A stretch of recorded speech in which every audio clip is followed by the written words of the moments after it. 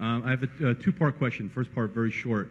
I think a lot of people have difficulty valuing businesses because of some convoluted accounting schemes that are out there. Do you have any suggestions in terms of books or something you can read where you can sort of make sense of some of the accounting stories that are going around? Well, that's a good question. And Abe Brilloff used to write for Barron's quite frequently on various accounting machinations, and Barron's has continued that somewhat. But you're right that there are people out there who will try to paint pictures with accounting that are something far from economic reality, and sometimes the rules of accounting themselves lead to that. I would say that when the accounting confuses you, I would just tend to forget about it as a company. I mean, it may well be intentional, and in any event, you don't want to go near it. We have never had any great investment results from companies whose accounting we regarded as suspect. I can't think of one. Can you, Charlie? No. It's a very bad sign. I made a short sale once that worked out well in a case like that. Oh. It really, accounting can offer you a lot of insight into the character of management.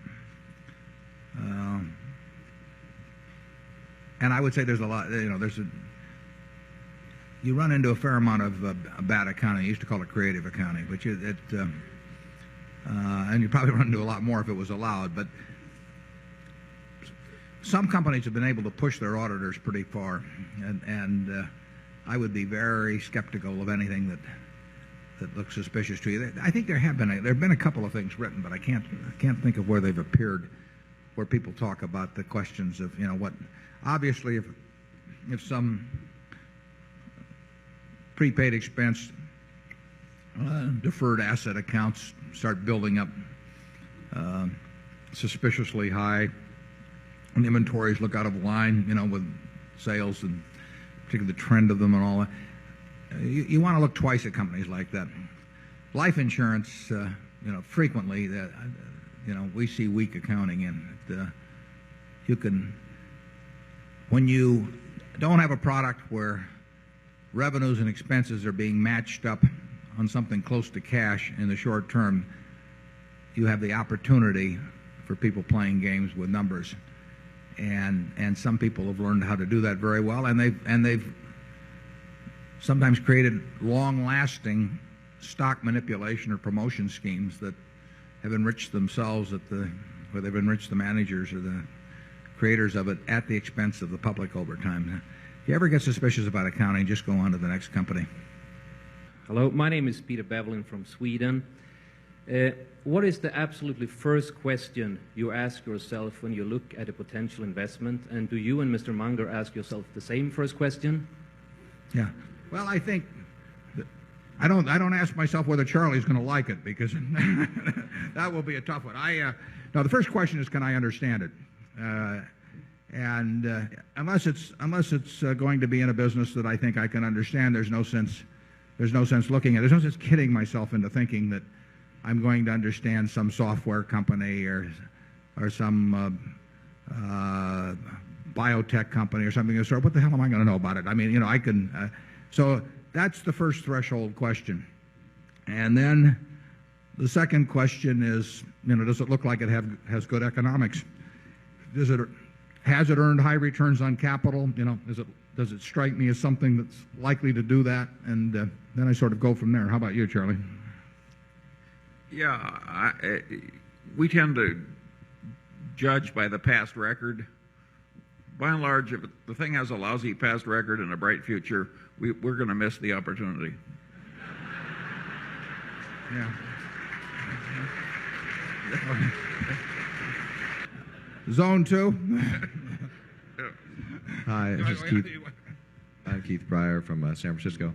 I have a question. When you're valuing the companies and you discount back the future earnings you talked about, how many years out do you generally go? And if you don't go out a general number of years, how do you arrive at that time period?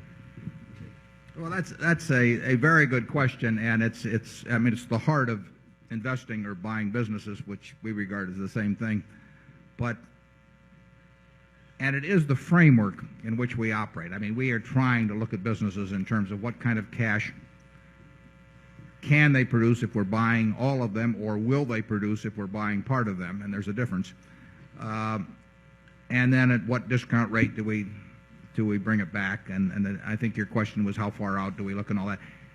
Despite the fact that we can define that in a very kind of simple and direct equation, you know, we've never actually sat down and written out a set of numbers that to relate that equation. We do it in our heads in a way, obviously. I mean, that's what it's all about.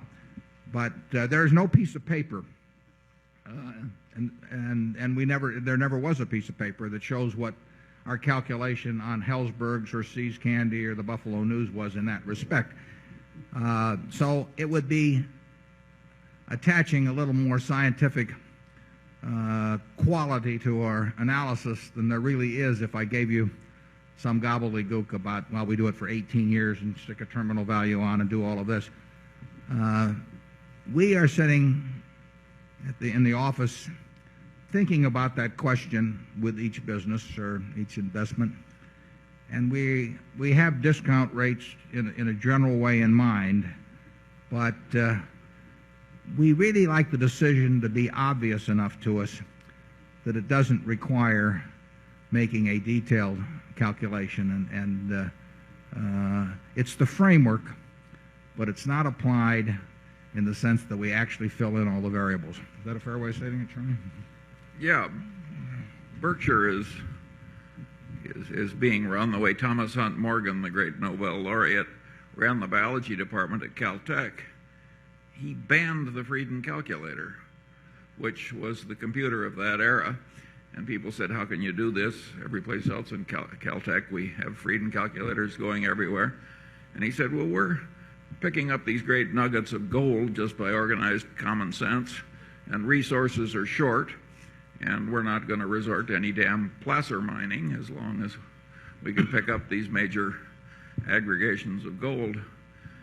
That's the way Berkshire works, and I hope the placer mining era will never come. Somebody once subpoenaed our staffing papers on some acquisition, and of course, not only did we not have any staffing papers, we didn't have any staff.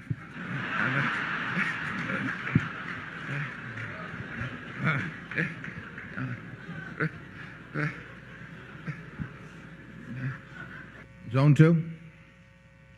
Larry Myers from Omaha. Warren, two quick questions. The first one very brief. Do you have any timetable regarding when you will write your own book about your career in philosophy? Yes, my timetable's always been 6 months from now. The answer on that is I've thought about doing it a few times, and I think about it. It always seems to me there are more interesting things yet to happen than have happened so far, and I don't want to.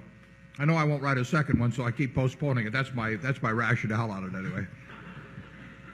I have had great difficulty enabling my children to know what I know.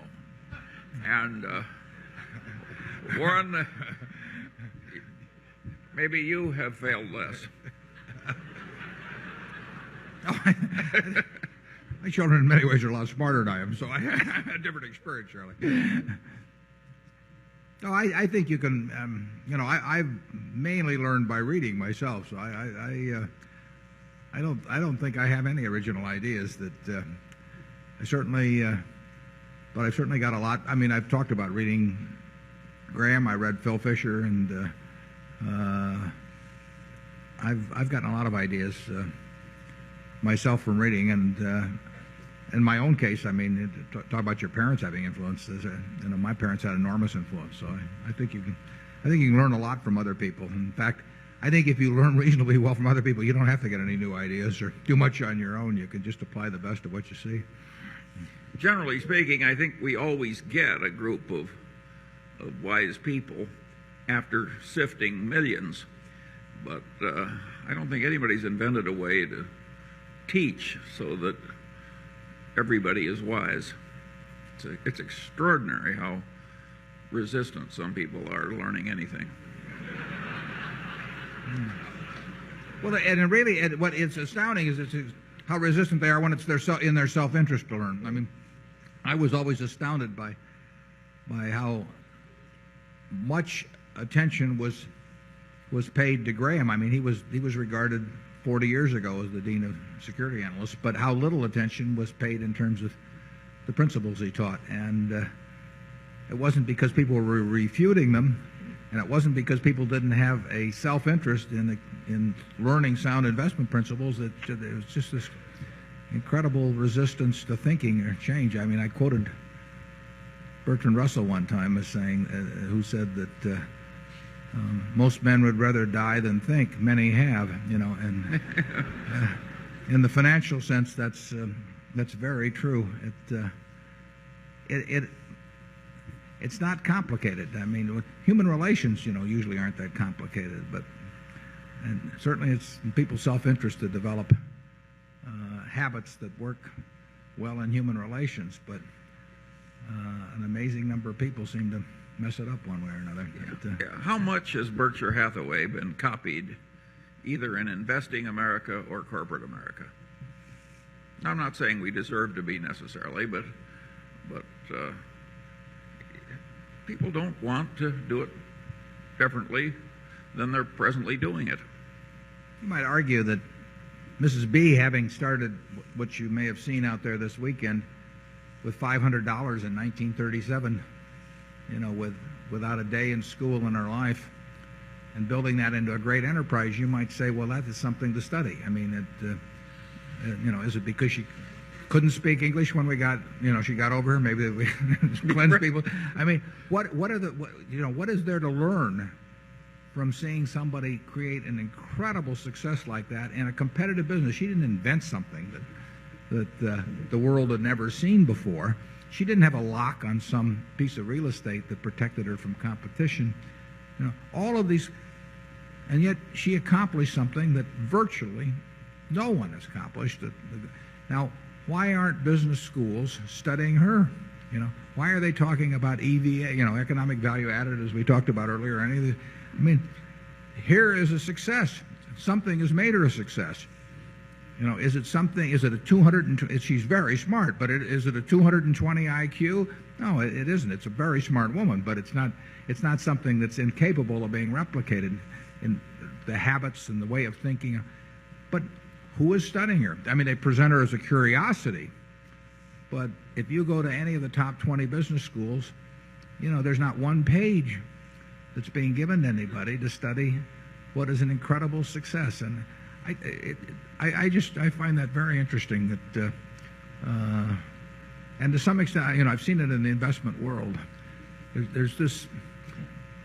For one thing, it's probably a little discouraging to a professor of management at some major business school who's gone on to get his doctorate and everything to think he has to come out and hang around the furniture mart and study a woman in a golf cart. I mean, but they'd be better off if they did. Where were we on that? What zone are we on? 4, are we? Wherever it is, zone 3 maybe, huh? Yes, thank you. I'm Jim Ludke from Phoenix, Arizona, and I haven't been to one of your annual meetings for about 10 years now. The last one was down at the Red Lion Inn by the water, and I congratulate you on your popularity. I wish I'd bought more stock then. But like Charlie, I too have been giving mine away for charitable purposes, so your beneficial effects have reciprocated and rippled throughout the economy. I congratulate you. No, I congratulate you. What do you think has changed? Well, one thing is that Ben Graham commenting on what you just said. I'm a student of Ben Graham, and he said it never ceased to amaze him how widely read he was and least followed. But how have you changed in the last 10 years? I mean, much, if any, or none at all, or... Well, we'll let Charlie. He's been watching me. I'd say about 1 stone.